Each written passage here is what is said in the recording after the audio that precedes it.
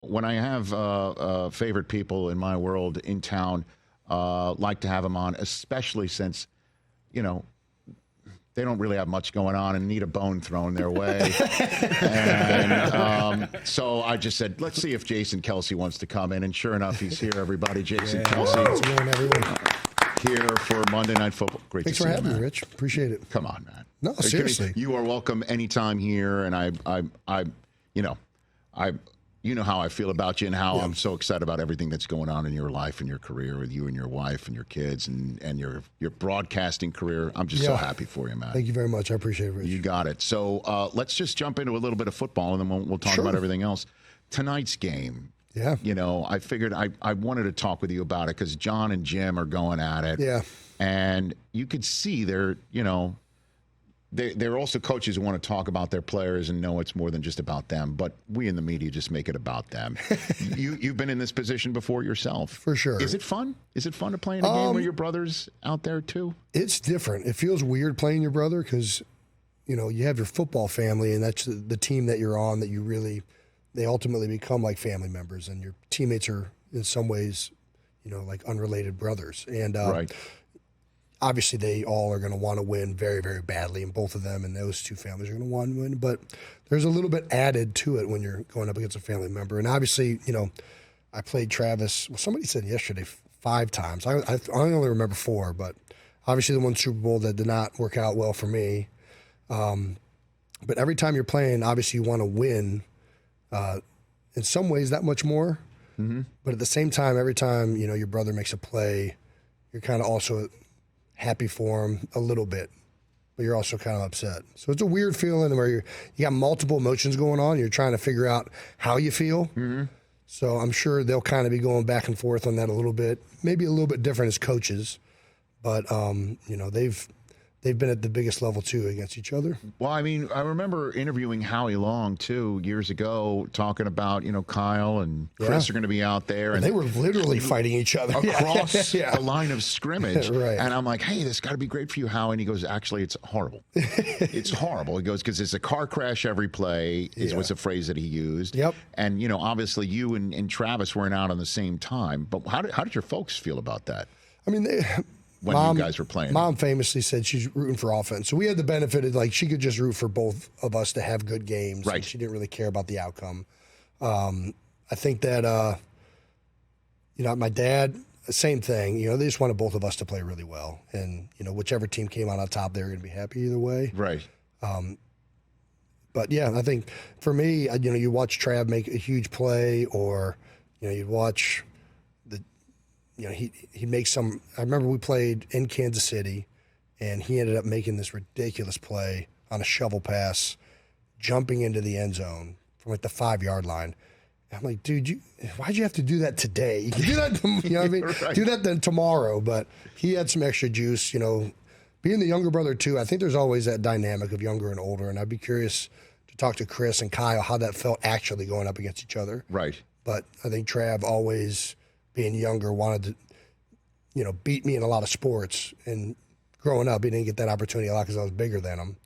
But he always got me in basketball. That was the one thing he could get me in. He could actually do that. The moment he got taller than me, he could crush me in basketball. Yeah, I don't know what the Harbaugh basketball game is like, but I just know that, you know, again, being a Michigan guy, the undercurrent every single season when Harbaugh was at Michigan is that because he lost in that Super Bowl to John. Yeah. That he's going to want, like, there's always that desire to go back to the NFL. For sure. And here we are. Yeah, right. He's back, and the Chargers are playing fantastic. They are. I mean, he has turned that around very quickly with a very similar roster to last year. So, yeah, I think it's going to be a fantastic game. I mean, I think the Ravens will pull it off, but it's, you know, both teams, smash mouth, run, and gun teams. You have one of the best quarterbacks over the last 5 or 6 years in Lamar Jackson. Herbert, who's kind of looking to reinvent himself with this new system, played fantastic last week, and it feels like they're really starting to peak. So, yeah, it's going to be a fun one tonight. Yeah, Jason Kelce here on the Rich Eisen Show. Monday Night Football between the Chargers and the Ravens tonight, and there's so much going on in your life, obviously, with your New Heights pod and everything else. We'll get to that in a second. And so on Monday Night Football, Derrick Henry's going to be there. Yeah. For for the Ravens. Oh, yeah. And there's still going to be, I think, looking down on the turf, scorched earth left by Saquon Barkley. You know, you want to talk about one-upping, right? These two guys all year long at the position have been just dynamite. Absolutely. But Saquon, were you there last night? Did you? I was not. I was not in the vicinity, but I was watching the game. You were one of the only few people who were associated with the Eagles who were not in that building last night. It was very heavily green. Holy cow. I was there. Yeah? And, it was loud. But just watching him do what he's doing right now, Saquon Barkley, somebody who played for the Eagles last year, it makes me feel like whatever was not on the same page last year, coordinator or whatever the heck was going on. Yeah. And then whatever might have been happening in the first 4 weeks of this season, coming off the bye, this guy has totally changed the dynamic of the team. What would you say about that, Jason? Well, you know, obviously there's a number of changes from last year, and the two coordinating positions are different. Outside of that, though, the offense is largely the same. Yeah. And I think, you know, for me, we've been really fortunate to have great offensive lines with Jeff Stoutland and really good running games throughout my career in Philadelphia. But what you see with Saquon is just the ability at any moment to create this explosive touchdown that, you know, we haven't really had, you know, since like LaShawn McCoy was probably there. I think you probably have to go back that far. And I mean, with the way he's playing right now, it's just so special. And, you know, kudos to the offensive staff. I think they know who they are. They finally found their identity as an offense, which is run, smash mouth, let the offensive line lean on. And they do so much better in the second half because it wears on you. There's been so many games between the last two. I think maybe the Jacksonville game. Like Saquon and this line combined, it's only a matter of time before that amount of weight. Jordan Mailata, who's 6'9", 370 pounds. Landon Dickerson, who's 6'5", 350 pounds. Like, they're going to lean on you over the course of the game, and eventually it's going to break. And it pairs really well because the only way you can stop that is try and stack the box. And then they have A.J. Brown, Devontae Smith, who wasn't out there yesterday, but they've turned into this smash-mouth running gun team. And it seems like the best teams in the NFL this year are playing that way. And it's fun to watch. I mean, what he's doing right now, I don't know that I've ever, seen a running back been this dominant in this short period of time since the bye. Yeah. Well, I think you haven't seen it because I don't think you were alive the last time. I'll be honest. The last time a running back had 500 or more scrimmage yards over a 2-week span was Walter Payton in 1977. Sweetness. Okay. That makes sense. And he was the MVP of the league. Yeah. I mean, he's in the conversation. Don't you think? I do. I mean, he has to be. I think he is. I just think he is. I think if you look at it from a positional value, yes, I think the best quarterback in the league is probably always the most valuable player.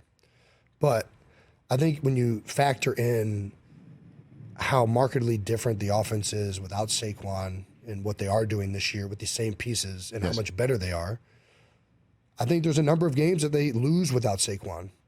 And I think that the story behind it all, who he is and how this has all happened, that factors into me. Don't you think? Absolutely. And I think, again, the league has shifted in some ways back to this line of scrimmage game. You see it with the Detroit Lions. We're going to see it with the Ravens tonight. The Chargers are certainly trying to play that smash mouth football with Greg Roman.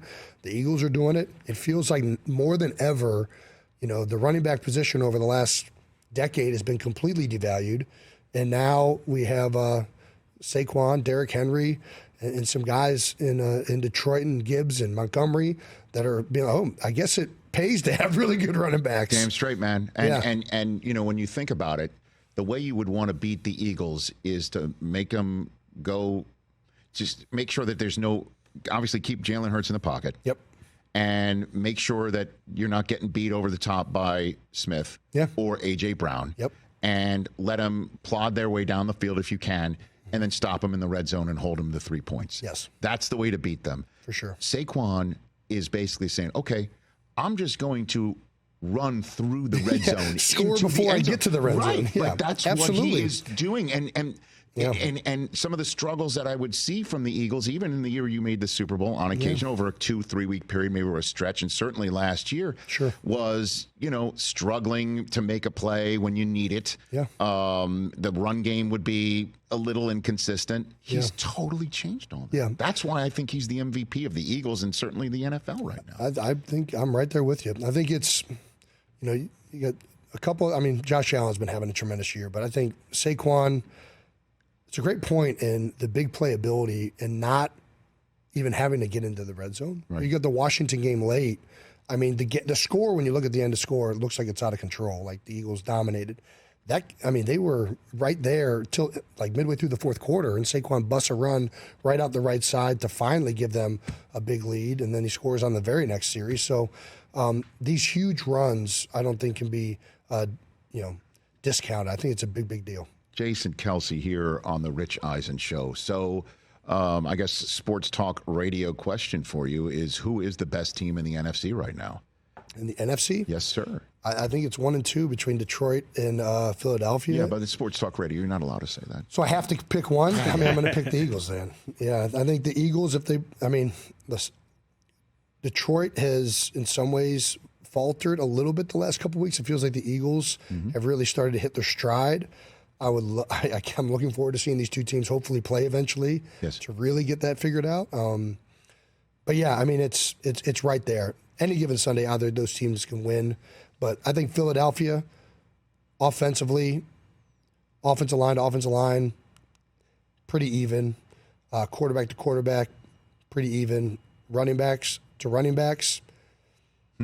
Right. Man, that's a two-headed monster up there. But you got 2 and 1 with Saquon. Yeah, and Kenny Gainwell's a good back too. My man Kenny can get after it, but sure. But I think when you factor in A.J. Brown, Devontae Smith, they are both so stacked. It is so good. Well, I think the tie just needs to go put Dan Campbell in some cage with Sirianni. On Sirianni, I think he's wiry. He's got that. Yeah. You know what I mean? When he came back from the bye with his head shaved like Private Pile from Full Metal Jacket, I'm like, okay, he just went apocalypse now on us, man, and they haven't lost. He's got the mindset now, right? Yeah, and, I mean, Nick's been phenomenal ever since he's been there. I know the last year, the end of the stretch, he's had some big time questions over some calls this year by a lot, especially the local media. But I think for the most part, who he is on a daily basis, how he coaches, how he motivates, he's been fantastic. So I'm really happy for him. Maybe he also can tap Big Dom in. Listen, right? If Big Dom's getting in on this, I'm definitely going to this. I love it. So the Chiefs, your 2 cents on the Chiefs being once again the team that we're wondering if they can flip a switch when it all matters. It seems like we're running back the same. I don't know if you heard before. I was using just the analogy that how there's a Taylor's version of songs. Okay, yes. Okay, you know what I mean? Like absolutely. It's the same song, lyrics are the same. It's just a different version. Yep. The Chiefs, again, here we are. Yeah. Wondering if this defending championship team is going to be able to flip a switch again. Yeah. And are you concerned about flipping a switch for the Chiefs? I don't know that I'm ever concerned if Pat Mahomes and Andy Reid are the coach, or Andy Reid's the coach and Pat's the quarterback. Yeah. They just have such a ability and a resiliency as a group. But I mean, listen, it's a little bit concerning. I mean, the biggest thing that's been concerning recently over the last 2 weeks is that their defense has faltered for probably the first time in 2 years. Yeah, they almost gave up 30 again. Yeah, and credit to the Panthers and, Bryce Young. I mean, talk about a story, getting benched and coming back and all of a sudden playing really, really well. Awesome for him. But Spags, I mean, he was the untold story in some ways of last year's success. Pat Mahomes and Andy always get the credit, but that defense was really what allowed them to persevere through a lot of that stuff. And the last couple of weeks, they've faltered a little bit. They're dealing with some injuries in the back end. There was all this noise that Spags wanted to add maybe somebody to that secondary during the trade deadline. So we'll see. I mean, again, they still find ways to win. And if the game's ever close, yes, I'm like, if this is World Series of Poker, I'm all in on Patrick Mahomes. And the vast majority of these games are close, especially playoff games. Well, you've been around though. I mean, is there a certain type of player where your pulse doesn't get pumped up in a big situation because you've been through it a million times before? Absolutely. I mean, that nerves are just a reflection of unknown, right? Like you're nervous because you don't know what to expect. These guys have been through so many of these situations multiple times, and they've executed them at a high level. And there's a reason why, last week Buffalo went for it on fourth down. They knew we cannot give the ball back to Mahomes. We can't do it. So, I mean, that's as long as Pat is there, they are going to be in every single game. They're always going to be a contender. As long as Andy Reid is there, they're going to be a great team. So, yeah. By the way, nerves are a reflection of the unknown. Can you write that down so I don't forget that? That was very insightful. That was deep. That was deep, man. I'll take it. That sounds like a deep cut. Yeah, like that's very deep cut. Write that down. I kind of dig that. All right. We got one of these here. Hey, a little chunky soup. Yeah. You got you right on the can there. Sorry, I'm kind of surprising our team. There you go. Yeah. If you ever want to, if that doesn't appetize you, I don't know what does. That's just right with you right there on the can. Yeah. Big beard.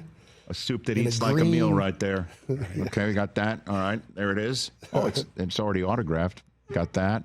Yeah. Hold on. This is the one that came to the house. Oh, yeah.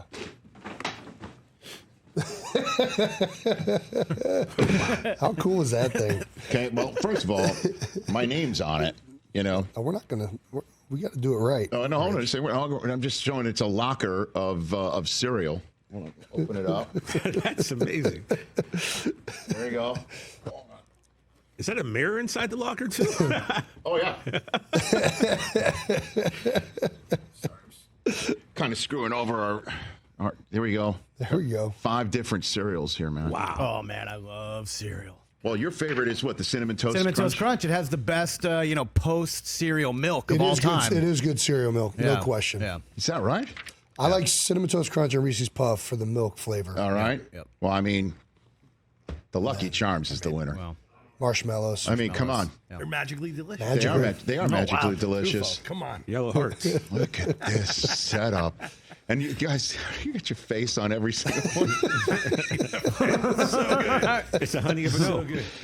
Oh yeah. Look at this. Cheerios. So really, this is you would want this one, Chris? Cinnamon. Oh, yeah, Cinnamon Toast Crunch. But you can't open these up with their special. That's a collectible. Yeah. Yeah, It's a it's a collector's collector's item. Probably don't want to open them. But I'm sure. Like, what is the expiration date? You could probably have this 5 years from now. Yeah, I think No doubt. they find a way to make that shelf stable pretty good. Fantastic. Back here on the Rich Eisen Show, we're sitting at the Rich Eisen Show desk furnished by Grange with supplies and solutions for every industry. Grange has the right product for you. Call clickgranger.com or just stop by. I've got the Kelce branded cereals from their friends at General Mills right here. We got the chunky soup.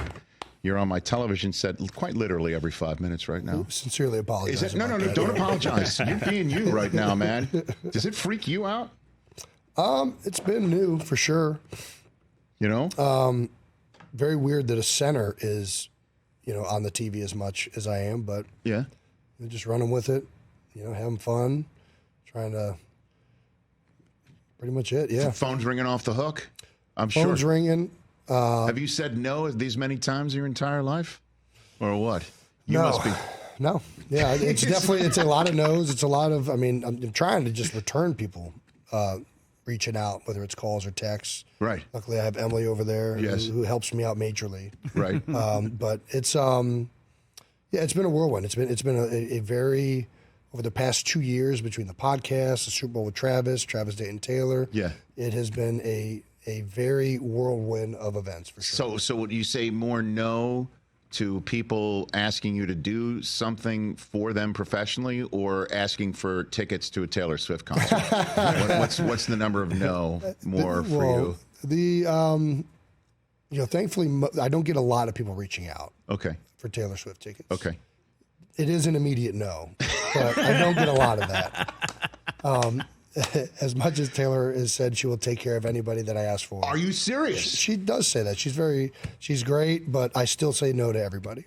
Yeah. Because I'm not going to be the one to impose on that. I don't want to put that position out there. She's been nothing but lovely to our family. She's a wonderful person, and I don't want that to kind of be a dynamic. So she's giving you the clear path to the tickets, and you're just shutting it down. Yeah. Makes sense. Yeah. Because after a while, I mean, once, twice, Where's the three line? Exactly. There's so no I'm not line. even broaching the line. I'm staying away from Smart. the line. You stay away from the line, and there you go. So then you record your pod with your brother every, Tuesday? Is that Every what Tuesday, Every yeah. Tuesday. So you're flying home, and then boom, you're in the podcast studio. Correct. From Monday Night Yeah, Football. pretty much. Yeah. Huh. Okay. And then what? Then Wednesday, Thursday, you're dad? Is that what you're doing? That's Or- right. Wednesday, Thursday, Friday, How Dad. old are your kids? My oldest is 5. Okay. My middle's 3. Yes. My youngest is 1. Well, I guess my youngest is still in the womb now because we're expecting our 4th. I heard that. Yeah. Congratulations. Thank you. Yeah. All right. Yeah. Okay. 4th girl, I am screwed. Yeah, I am screwed. Do we know? Oh, yeah. Yeah, we do. Yeah. Wow. 4. Wow. And not So that's because 5. I'm screwed from in like 10 years, the moment they're all in middle school, I Yeah. feel like it's just going to be Well, chaos. I have one daughter, and these guys over here, by the way, Kevin Stefanski really messed up my world on third. Did you hear what he had to say when No, he I said didn't hear this. he said Nick Chubb's my favorite player Okay. on the team, and he goes, by the way, I also have a favorite kid, Oh, Holy cow. and not good. Wow. Well, just wait. It gets better. so he's got 2 boys and a girl. Yeah. Like I have. Okay. You've met my youngest boy. Yep. My oldest boy, by the way, is a diehard Taylor Swift fan. He's really pissed that he's not here because you're Taylor adjacent. So, and so these guys are. Be careful because one of them's sitting right Well, here. Stefanski did go, and she's not here. He did Yeah. right. So she's not here. Right. And so God. I texted him. I'm like, Yeah. you screwed up my world. He wrote me back. He said that his 2 boys were in the room when he said that. They were in the press conference room. What were their He said reactions? that. That's hilarious. They were like, yeah, it's about right. That's what Stefanski said. I mean, look, it's obvious. Yeah, I mean, Don't say that. Coop, you're my man, bro, but No, when your yeah, little no, sister don't- wants no. something. I was, Leave yeah. my 13-year-old out of this, will you, please? I obviously have not had a son, but there is something about like a daughter and like the way I think as a dad, Yeah. you feel like an extra amount probably of like protection and love towards that child that I could see him probably having that perspective. Right. And, And by him, you mean Rich, right? No, I feel that way, obviously, about Taylor, but, it's not like I'm just going to let him walk into the street without looking both ways. You know what I mean? Right. Like, what the hell's what are you implying? We'd have to look up from his phone. So that's like, that's Very good. Well, so congratulations on Thank you. that. Thank you so It's a much. 4th kid. Yeah, 4th. We're still figuring out 3 too. So I guess at this point it's You're playing zone defense. yeah. Hopefully, Wyatt can start helping out a little bit more in a few months here. And so also they call it late night with Jason Kelce. Yeah. 5 consecutive Friday nights beginning the first Friday of 2025, and then throughout the NFL playoffs, you're doing a late night show. I'm going to try and do something of that resemblance. What do you mean? What are you telling? Well, I don't know why what I'm would you doing. say that? Luckily, we've hired a bunch of people that do know kind of what they're doing and have done this before. But that's kind of worked for you so far. The I don't know what I'm doing, just but I'm wing it. doing pretty damn well at not knowing what I'm doing. You're doing pretty well at that. That's going to be available on ESPN Plus, ESPN YouTube, the Jason Kelce channel. Attaboy. Yeah. Nice. And that channel is where on YouTube as On well? YouTube. Well, it hasn't Okay. launched yet, but yeah. Okay, on YouTube, and presented by ESPN. Oh my gosh, presented by. Presented. Look at you, dude. Late night. Crazy. Who are you going to have on as guest? What's the plan? It's to be determined. We're still figuring that out. Like celebs, that sort of thing? You're doing it out of Philly? Is that what So you're we're doing it in Philly. We want a lot of the guests to be so because in the NFL postseason, we're partnering with NFL Films. We want to really have a show that celebrates, the past the NFL has been built on, everything that's happening currently. Yeah. Celebration of the entire sport as well as its fans. So a lot of the guests are going to be NFL centric people, former players, maybe some current players. At that point in the year, it will be a lot of the seasons will be over. Sure. Coaches. Media members, and then we'll take some celebrities for Damn sure. straight you will. Well, I mean, certainly if the Eagles are going to be home for the playoffs, there are going to be some serious Eagle fan celebrities that'll probably be in town. Right? Are you doing it live? Is it a Friday night It live? will be live to tape, which I found out we can call live, I think. Yeah, that's right. But, but that's, Yeah. by the way, that's not bad having a net. Yeah, I'm going to need that. But You got a band? we got a band, Snack Time. It's going to be live music. Whoa. Yeah, Cool. yeah. We're going to be playing some of the NFL songs. Okay. Classic battle, some of these things that I think right away just bring like a nostalgia that everybody remembers with, Facenda and Sable and all these people that, baby. Come on. Yeah. How can you not get excited when this comes on? Just hearing that music. Yeah. There it is. Yeah. Oh, we've got that. Oh, yeah. yeah. We know. Yeah. Get your heart. My hair is standing. I like it. Once that cello just goes boom. Have you been to NFL films? Have you been? I have, yes. Okay. Yeah. Have you seen the room where they used to have the Philadelphia Philharmonic would come in and play the music in there? It's a massive It's so cool. soundstage. It's amazing. Yes, where you would just sit there and they would bring the Philadelphia, the Orchestra. the orchestra, right? The Whole Philharmonic, the symphony Philly orchestra. Philharmonic Everyone would come come in, in. the Philharmonic come in. And then just play that music and just kill it. Awesome stuff. No doubt. Yeah. So you're gonna have a desk and everything, like the guest chair, It's and going to be like a table. It's going to be more like a round table discussion. then audience. Will there be anyone? Audience. There's going to be people there. Look at this. That's fun. See, now this is great. This is the opportunity they should be giving you. This is the opportunity they have the opportunity to give.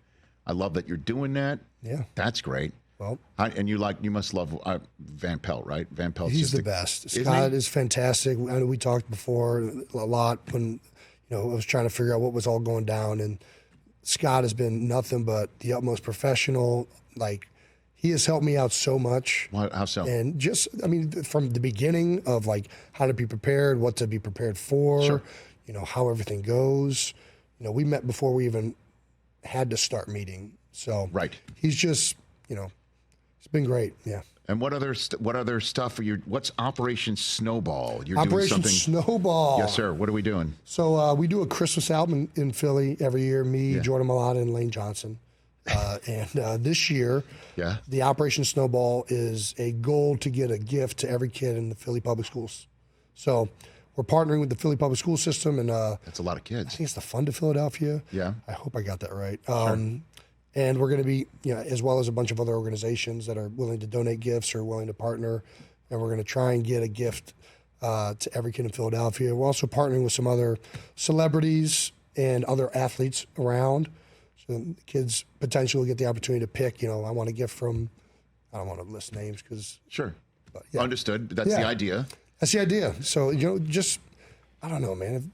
I love, my dad always made Christmas special for us around the holidays. He would take an extra job to get gifts, and it became, a very magical time where community and family, and it just was awesome. And, Philadelphia is a very community-driven city. Right. It's a large city, but it's also a city of neighborhoods, and it feels like even though it's big, it's got that small-town vibe to it in a lot of respects, and, family, community, all that is important to them, and I think we're going to try and partner with a lot of local citizens to do something special for the holidays. So you're hosting a late night show. Your brother's hosting a game show.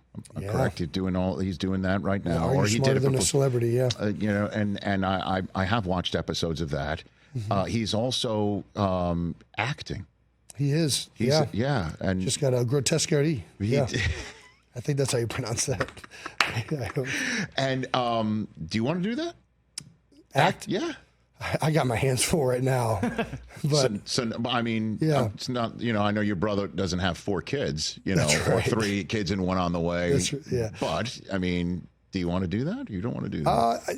Again, I think it would be really fun to do something like that one day if it was the right situation. But Okay. right now, that is not doable under the current workload. Situation. Yeah, Kylie is what it would be like. What are you doing if I tried to take on one more thing for sure? Well, I saw that great commercial that she was in with you. You got that going on, right? that's right. We saw that.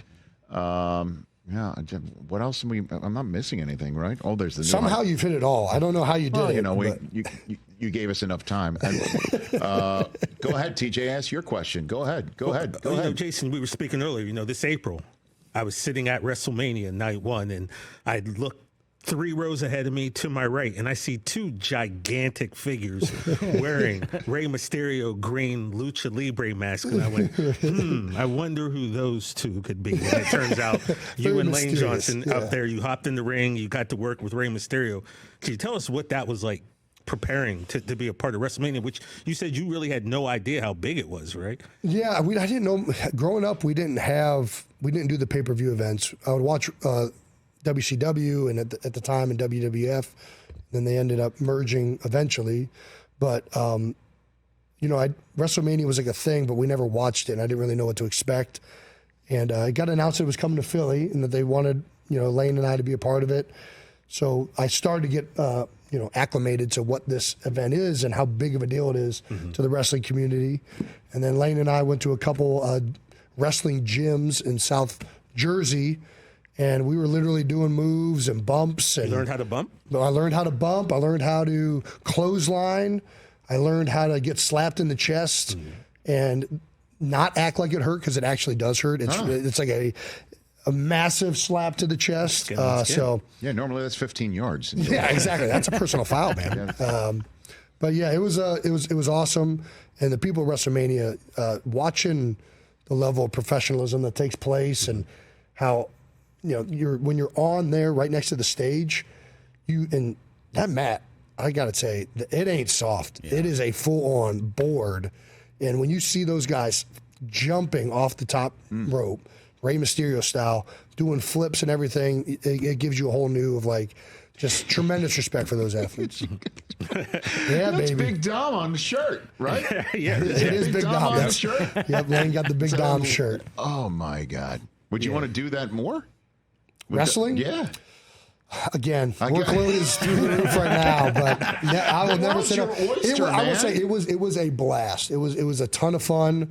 Everybody made it a lot of fun, and again, somebody's like, a lot of people say wrestling's fake or whatever, right? And it's like, well, so is the TV show you're watching, right? But you can still have a level of respect for the amazing physical specimens that are doing outrageous things in front of you at speed. It might be choreographed a bit, but it's still nonetheless very impressive. Are you telling me grotesquerie is not real? Is that what you're saying? Well, no, don't pop my bubble here. Yeah, man. I don't. It wasn't even real in the show. She was dreaming, I think. Or she was in a coma. Wow. Oh no! Am I revealing? Alert. Crap. Uh-oh. No. Kind of like Shawshank. That's right. Do you ever see Shawshank? I love Shawshank. Okay. Great movie. By the way, he's going to blow your mind here, and I wasn't ready for it last week when we talked about this. So go ahead, Rich. Are you aware that there's a large contingent of people who think the ending of Shawshank is all just a dream? That it is Which not real. portion where they meet? Z Wataneo at the end. Just that portion. And that people think that when he went in the pipe, he just never came out? No, that's real. Yeah, okay. That's real. Red's part, Morgan Freeman. That Red's part, Morgan Freeman, when he etched in Red was here, that he actually offed himself and the rest of it was a dream. Never heard that before, huh? Yeah. What is the purpose of thinking that? I don't know. Somebody was bored I on don't know. Reddit, Jason. It sent me into a tailspin for 2 Yeah, days. I guess I'll have to go rewatch those ending scenes if there's something that maybe Makes you tips think, I don't know. to that. That it's just too pattern No, ending. I'm gonna choose to Look be at you. Red and Andy Dufresne ended up where they wanted to be at. Yeah, Okay. Very good. boat there on the beach. All right, before I let you go here, New Heights podcast with Jason and Travis Kelce is just absolutely crushed. I saw you had Freddie Freeman on. We did. That was a blast. Awesome. I mean, one of the best human beings I've ever talked to. I don't think he stopped smiling the entire interview. Well, why not? Well, it wasn't because of us. He came in smiling and he didn't stop. Yeah. He made us smile. Well, he's got a nice grill. He does. He does. That young man over there, again, my 13-year-old, took him to, because we're Yankee fans, took him to game 1. We were in the right field, down the right field line. His Wow. It his place to be for Yankee fans. Well, his home run passed our sight line as it left the yard. Gosh. Yeah, and the only positive part of it was we got to our cars real fast because no Dodger fans stayed and left. They all stayed. They all stayed. Yeah, okay, I know, but that's pretty cool. Who do you want on your pod? Who's the guest that you have that you and Trav have talked about? Like, let's get this person, and that is a goal for you. I don't know. I don't like putting it out there because then it puts like some type of pressure. There's no pressure. There's no pressure. Well, how about this, Rich Eisen? Oh, stop it! You came on and you talked to me. You never came on and talked to Trav. Well, you were in Indianapolis. You brought the show on the road. Yes, and he went so far as to not want to talk to me that he took the guest hosting gig on Saturday Night Live. That's right. And I'm like, wow, man. I mean, just say you don't want me on. Playing with American Girl dolls and stuff like that. But yeah, so he wasn't. Obviously, I would do your pod anytime that you guys wish to do that, because you guys have always been good to me, and I've always been fans of what you've been up to, and can't thank you enough. I know you're a busy cat getting ready to go to this game tonight. Yeah, well, I can't thank you enough. You've been nothing but a wonderful voice of guidance and reason, and just love you, Rich. Thank you very much. Right back at you. There's this. Should I open this up on the air? I got received. Yeah, this sure. from you. What do you got? I don't know. Let's see what we got. This is a gift from Jason. What do I got here? There we go. Wow, this is pretty sweet. Yeah. It's a comfy little sweater. Underdog. Nice. Okay. Fantastic. Another line. It's another thing I got going on. Yeah, that's the one thing we missed. Merch. Oh wow, there's a shirt here too. Yeah. Where people can get this right now? The Underdog. You can get that at Underdog Apparel. That's right. Very good. Anything else that's going on in your life? New kid, new late night show. Man, you got an apparel line. You want to B-Dubs commercials? Yeah, the B-Dubs commercials. B-Dubs, that's right. Me and Hank. I gotta say, your line read on the maybe he doesn't. It was like so good. It's hilarious. It was hilarious. How many takes? How many takes does it take for you when you're doing these things, man? Come on. That one was an all-day shoot. That was a long one. Okay. That specific take, I don't know, maybe like... Is there someone dressed as a buffalo? Like, who are you speaking to? So I'm speaking to the actor that plays Hank. Okay. And he's standing on like a couple apple boxes right next to me, up there like he's the buffalo. Right. Figure out. Oh, so the. Well, I mean, I'm actually talking to Hank. I'm sorry. Yeah. Yeah. Oh my God, that's not real either. What the hell? Yeah, that commercial's awesome. Bubbles right now. Yeah, that's great. And then you and your lovely wife showing up to the Olympics. You putting on the chapeau. Dude. Was that your call? Like, if I'm going to Paris to watch these games, I'm going to bring the chapeau. You're going to bring the. Immediately. I love doing super cheesy tourist things. That's like one of my favorite things. That's a good travel show. I was on Kimmel and I just walked into a gift shop and got a Los Angeles shirt, right? And I love the like cheesy stuff. Yeah, I'm all about the gift shops that are tourist traps. The snow globes and stuff like that. I was like, I need to get a beret. Where can I go? Yeah. Boom, right here, and yeah. So you got it when you were in Paris, or you got it when I was in Paris? Yeah. Damn. Just walked into like a random shop. I was like, where can I find a beret? Because I'm pretty sure like any of these shops are going to have berets in them. Where can I get a beret in Paris? Okay. And then, didn't have the baguette with my hand. And then you just stroll out of the hotel room and your wife sees it for the first time? Or you give her a heads up? Like, how does that work? She was there when I got it. Oh, okay. Yeah, she was there when we bought it, and she thought it was ridiculous when we were buying it, and when I put it on walking out of the store. Yes. And it was pretty warm, so I was like sweating because of this beret. But right. You got to commit to the bid.